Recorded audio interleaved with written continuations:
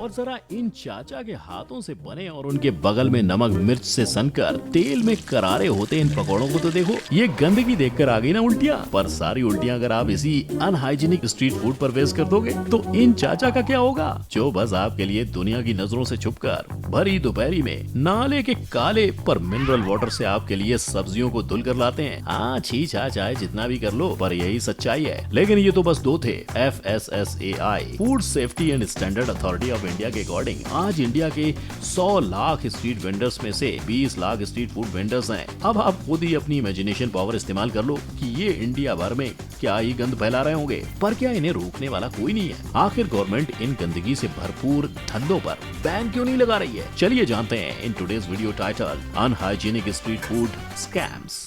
तो वीडियो की शुरुआत इसी बात से करते हैं जब institute of hotel management Pusa वालों ने दिल्ली के पॉपुलर स्ट्रीट फूड जॉइंट्स का जायजा लिया और उनके फूड की टेस्टिंग की। तो भैया इन लोगों को गोलगप्पे में खट्टी मीठी चटनी और मोमोज में मीट जैसे बाकी पदार्थों के साथ फेकल मैटर्स के ट्रेसेस भी मिल गए, यानी कि पोटी के। और भाई ये तो होना ही था, क्योंकि पब्लिक हेल्थ एसोसिएशन 2014 वाले एक डेटा से पता चला था कि जहां 53% इंडियंस अपना कार्यक्रम पूरा करने के बाद हाथ नहीं धोते, वहीं 38% खाने के पहले और 30% बनाने के पहले नहीं धोते। तो सारा गंदगी कहाँ जाएगा? खाने में ही ना। और अगर गलती से ऐसा हो तो कोई क्या कर सकता है? पर यहाँ तो लोग जानबूझकर ऐसी घिनौनी गलतियाँ कर रहे हैं कि ना तुमसे देखा जाएगा और ना ही आगे आने वाली चीजें देखकर उन्हें खाया जाएगा। जैसे ये देखो, ये सोमड़ी में चाचा ने अपने कपड़ों के पीछे से अपने आप को हल्का करके चुपके से मग निकाला और ये मग का पानी अपनी खट्टी मीठी पानी पूरी की बाल्टी में डालकर ऐसे खड़े हो गए जैसे इन्होंने कभी कुछ किया ही नहीं।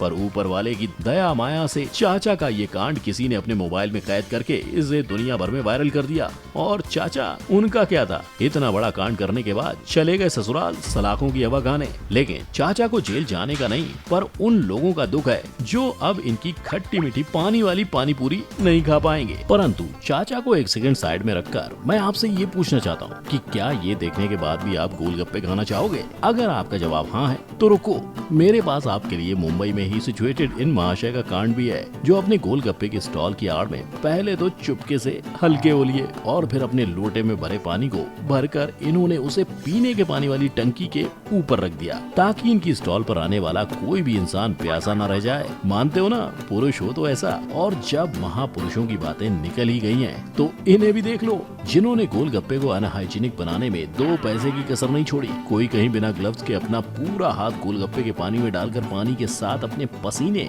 और कीटाणु घोल रहा है, तो कोई गंदगी से भरे डब्बों को पानी में डुबा रहा है। और इस इंसान ने तो हद ही कर दी, जो अपने हाथों की सफाई आगे पीछे हर जगह पर किए जा रहा है। ये देखने के बाद तो बस यही दुआ है कि इन गोलगप्पे वालों से गोलगप्पे खा चुके लोगों को भगवान शांति दे। खैर, अगर ये सब देखकर आपको ऐसा लगता है कि बस गोलगप्पे वालों ने ही गंद मचा रखी है, तो मैं बता दूं, बड़ा पाव से लेकर छोले भटूरे, लिट्टी चोखे से लेकर डोसे और ढोकले से लेकर घुगनी, सबका यही हाल है। तभी तो 2007 स्टैंडिंग कमेटी ऑफ एग्रीकल्चर की रिपोर्ट के मुताबिक इंडिया के स्ट्रीट फूड में हाइजीन और सेफ्टी दोनों ही मैंडेटरी इंग्रेडिएंट्स नहीं पाए गए थे। और अगर कोलकाता और उसके आसपास के एरिया की बात करें तो वहां 85% ऑफ कंटेमिनेशन पाया गया था, जिसके चलते 2007 में ही ministry of food processing industries एक पायलट प्रोजेक्ट के साथ आने की तैयारी में थी, जिसके थ्रू गवर्नमेंट स्ट्रीट फूड को हाइजीनिक और साफ बनाने की कोशिश करने वाली थी। लेकिन स्ट्रीट फूड का हाल आज भी वही है। लोग नाले के पानी में सब्जियां धोते हैं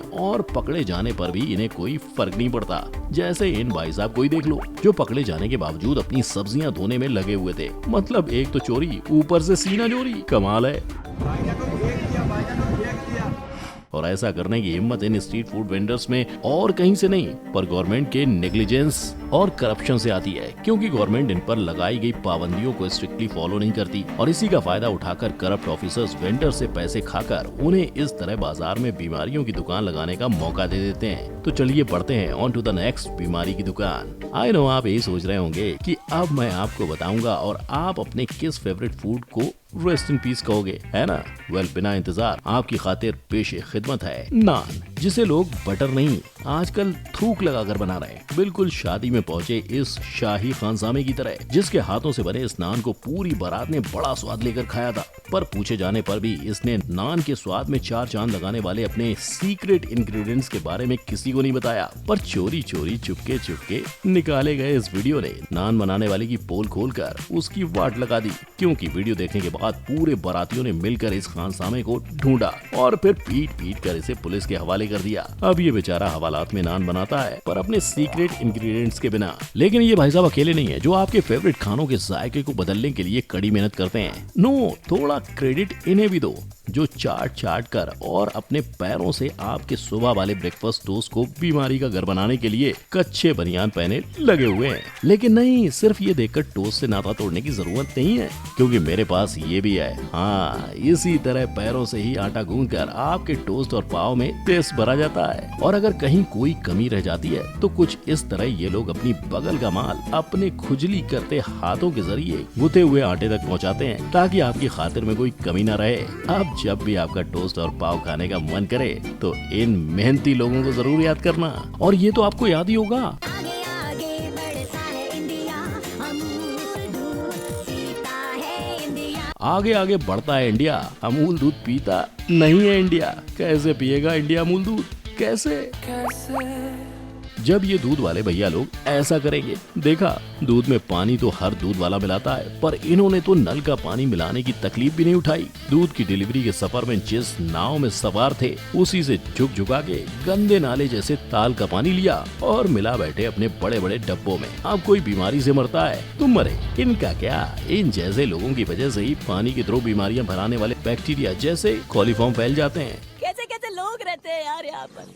चलो तुमको पागल कुत्ते का गाड़ी उठा के ले जाएगा, बता रहे हैं हम। जैसे institute of hotel management Pusa की एक और टेस्टिंग में दिल्ली के कनॉट प्लेस राजौरी गार्डन में मार्केट और कई जगहों पर इस बैक्टीरिया को परमिसिबल लिमिट से 48 टाइम्स हायर पाया गया था। पर जब लोगों को मारने के लिए दूध में पानी नहीं मिलाया जा रहा होता है, तब कुछ ऐसे समझदार लोग लोगों को डायरेक्ट कांच के टुकड़े पिलाकर ही मार डालने में लगे होते हैं। खुद ही देख लो, ये इनके हाथों से ग्लास छूटा, ये इन्होंने कांच का बड़ा टुकड़ा निकाल कर फेंका और फिर लग गया दूसरा गिलास भरकर पिलाने में। ये देख लो कैसे करता है, कैसे करता है। जैसे कुछ हुआ ही नहीं। भगवान से नहीं डरता ये आदमी, ये किसी से नहीं डरता है, ये लोगों के नुकसान करवाता है। मतलब छोटे मोटे कांच का क्या किसी के पेट में चला गया तो क्या होगा भाई? कौन लेगा उसकी जिम्मेदारी? ऑफ कोर्स कोई नहीं। तो ऐसी सिचुएशन में हमारी गवर्नमेंट हाथ पर हाथ धरे क्यों बैठी है? आखिर क्यों इन हाइजीनिक स्ट्रीट फूड वेंडर्स पर बैन नहीं लगाया जा रहा है? वेल अफसोस, बट गवर्नमेंट के हाथ कुछ वैलिड रीजंस की वजह से बंधे हुए हैं। रीजन नंबर 1, जो लो इनकम ग्रुप और गरीब लोग रेस्टोरेंट की हाई प्राइस अफोर्ड नहीं कर सकते, वो यहाँ 2 वक्त का खाना खाकर अपना दिन गुजारते हैं। रीजन नंबर 2, स्ट्रीट वेंडर्स खुद ही एम्प्लॉयमेंट अपॉर्चुनिटी जनरेट कर रहे हैं। इफ नॉट फॉर दिस, आप इमेजिन कर सकते हो कि कितने लाख लोग बेरोजगार हो जाएंगे। Reason number 3, street food vendors पर बैन लगाने या फिर स्ट्रीट फूड को रास्ते से हटा देने से हो सकता है कि इंडिया के बहुत से कल्चरल फूड को हम खो दें, क्योंकि आजकल हर रीजन में होटेलियर्स कल्चरल फूड नहीं पर डिमांड में ज्यादा चलने वाले फूड को सर्व करना पसंद करते हैं। रीजन नंबर 4, अगर कल को होटेलियर्स ने स्ट्रीट फूड को अपने किचन में जगह दे भी दी तो भी हो सकता है मोनोपोली के चलते ये उन फूड की प्राइस को बढ़ा दें। ऐसे में गरीब लोग तो भूखे ही रह जाएंगे, है ना? पर अनहाइजीनिक फूड को खाकर बीमार होना भी कहाँ तक सही है? क्योंकि 2019 के एक आर्टिकल के मुताबिक दुनिया भर में 6000 लाख लोग कंटेमिनेटेड फूड खाकर बीमार पड़ रहे हैं और इससे हर साल 4,20,000 जितने लोगों की मौत भी होती है। इसीलिए बैन नहीं पर गवर्नमेंट को कुछ बेसिक स्टेप्स उठाने की जरूरत है, जैसे ग्लव्स और हेयर कैप्स को हर फूड वेंडर के लिए कंपलसरी करना, इन स्ट्रीट फूड वेंडर्स का टाइमली और कभी कभी अचानक हाइजीन चेक करना, ताकि पता चल सके कि लोग इन रूल्स को फॉलो कर भी रहे हैं या नहीं। इसके साथ ही वेंडर्स के लिए गवर्नमेंट अथॉरिटीज से लाइसेंस लेना कंपलसरी कर देना चाहिए और रूल्स ब्रेक करने पर कड़ी पनिशमेंट भी होनी चाहिए। वहीं वेंडर्स और लोगों को हाइजीन की वैल्यू समझाने और लापरवाही करने से होने वाले नुकसान के बारे में बताने के लिए गवर्नमेंट अवेयरनेस प्रोग्राम चला सकती है, उन्हें हाइजीन प्रैक्टिस की ट्रेनिंग दे सकती है। दूसरी तरफ लोग खुद भी आगे आकर अनहाइजीनिक वेंडर्स से परचेज करना बंद कर सकते हैं, ताकि डिमांड न होने पर वो हाइजीनिक प्रैक्टिस करें। आपको क्या लगता है, क्या आपके पास भी ऐसी प्रैक्टिस है जिन्हें फॉलो करके स्ट्रीट फूड के स्कैम्स और वहाँ फैली गंदगी पर रोक लगाई जा सकती है? इफ यस, देन अपनी राय मुझे नीचे कमेंट सेक्शन में जरूर दे सकते हैं। और अगर आपको आज की वीडियो पसंद आई हो तो इसे लाइक, शेयर और चैनल को सब्सक्राइब करने से बिल्कुल मत हिचकिचाना। जैसे इस वीडियो के बाद आप वीडियो में दिखाई चीजों को खाने से हिचकिचाने वाले हो। हम फिर मिलेंगे एक नए वीडियो के साथ, तब तक के लिए जय हिंद।